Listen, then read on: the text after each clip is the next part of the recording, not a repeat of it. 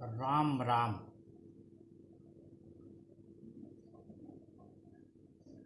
ऋग्वेद की एक ऋचा है जिसमें कहा गया है सं गच्छध्वं सं वदध्वं, अर्थात साथ मिलकर चलें, साथ बोलें, उसी मार्ग का अनुसरण करें जिस पर हमारे पूर्वज चले हैं। जब हम इसकी व्याख्या में जाते हैं तो संबंधों की तारतम्यता का महत्व हमें ज्ञात होता है।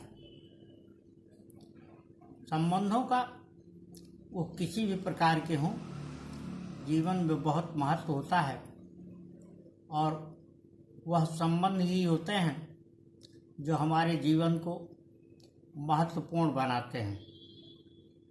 संबंधों के बगैर हमारी उपयोगिता नहीं रह जाती है और हम किसी गुफा या किसी कंदरा में रहने वाले सन्यासी मात्र बन करके लोक के कल्याण की कामना तो करते रह सकते हैं, लेकिन सामान्य दृष्टि में समाज के लिए अनुपयोगी होते चले जाएंगे। समाज में जिससे हमारा किसी रूप में सरोकार होगा उसी के लिए हमारा महत्व रह जाएगा। सामाजिक उपयोगिता यदि बनाए रखने की इच्छा मन और मस्तिष्क के किसी भी कोने में है तो संबंधों को जीवन में सर्वाधिक महत्व देना होता है। संबंध किसी भी प्रकार के हों, उनकी महत्ता एक दृष्टि में जल के समान होती है। जल कैसा भी हो वह बहुत ही उपयोगी होता है। अच्छा हुआ, निर्मल हुआ तो पीने या दूसरे व्यवहार में काम आकर के हमारे मन मस्तिष्क को शांत रखेगा, जीवन को शीतलता और स्वच्छता देगा। अगर जल गंदा हुआ तो भी वह कभी न कभी किसी काम आ ही जाता है, भले आग बुझाने के लिए उसकी उपयोगिता हो। ईश्वर न करे कभी किसी के सामने इस प्रकार की कोई स्थिति आए, लेकिन कहने का आशय सिर्फ यह है कि संबंध बनाए रखने के बाद तोड़े नहीं जाने चाहिए, बनाने के बाद तोड़ा नहीं जाना चाहिए। संबंधों को किसी भी जीवन स्तर पर, किसी भी मूल्य स्तर पर जीवन में जिया जाना चाहिए।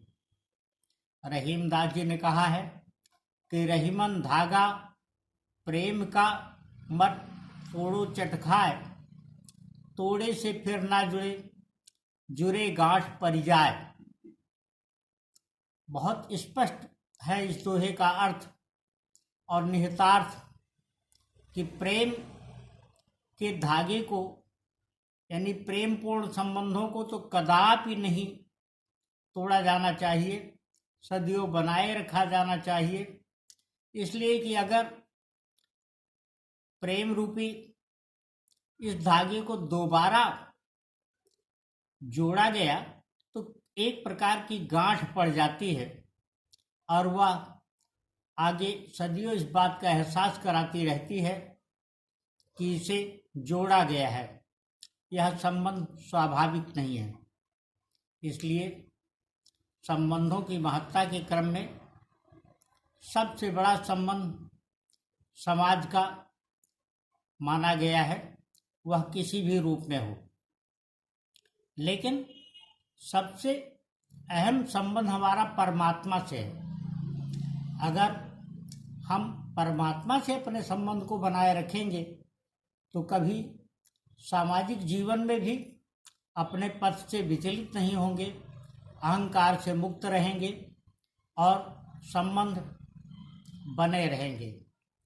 हम ईश्वर से संबंध बनाए रखने के लिए आशा उम्मीद को बनाए रखने के लिए ये हो कि हम अपना हृदय यानी दिल परमात्मा को समर्पित कर दें,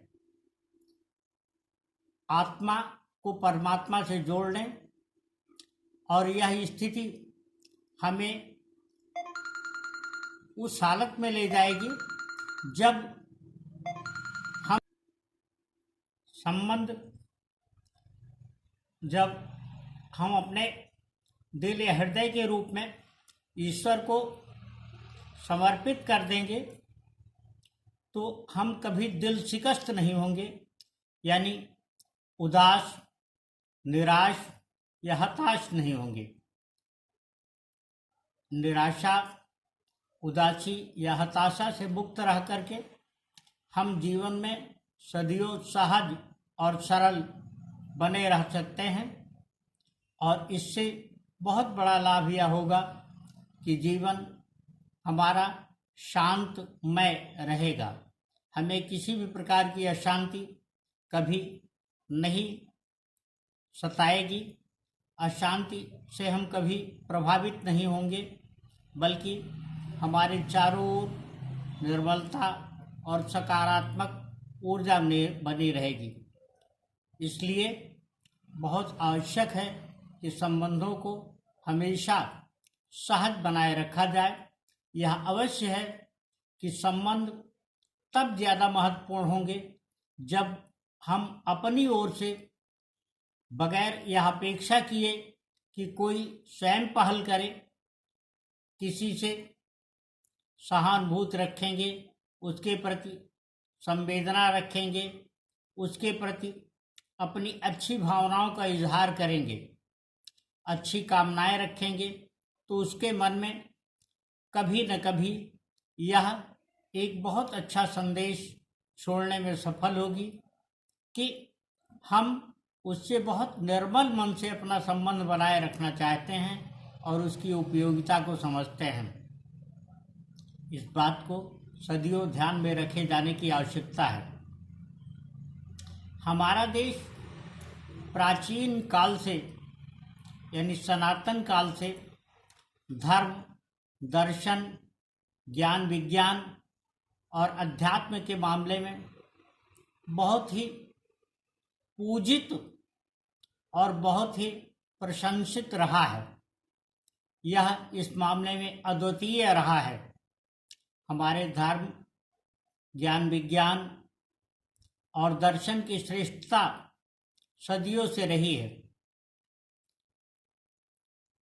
हम जब दार्शनिकों के, राजनीतिकों के, नीतिकों के, योजकों के और वैज्ञानिकों के, संतों महंतों के विचार पढ़ते हैं, उनकी कृतियों को पढ़ते हैं, तो मन को एक बहुत ही नीरस शांति प्राप्त होती है।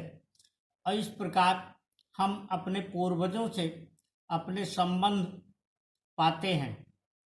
इसकी महत्ता को इस रूप में समझा जा सकता है कि हमारे माँ बाप हों या ना हों, उनके माँ बाप विद्यमान हों या ना हों, लेकिन वह हमारे पूर्वज होकर के हमारी आँखों के सामने से अदृश्य होकर के भी उनकी ऊर्जा, उनकी शक्ति, उनके अच्छे कृतित्व की ऊर्जा और उनके द्वारा किए गए अच्छे कार्य के सुखद परिणाम हमारे सामने हैं। वह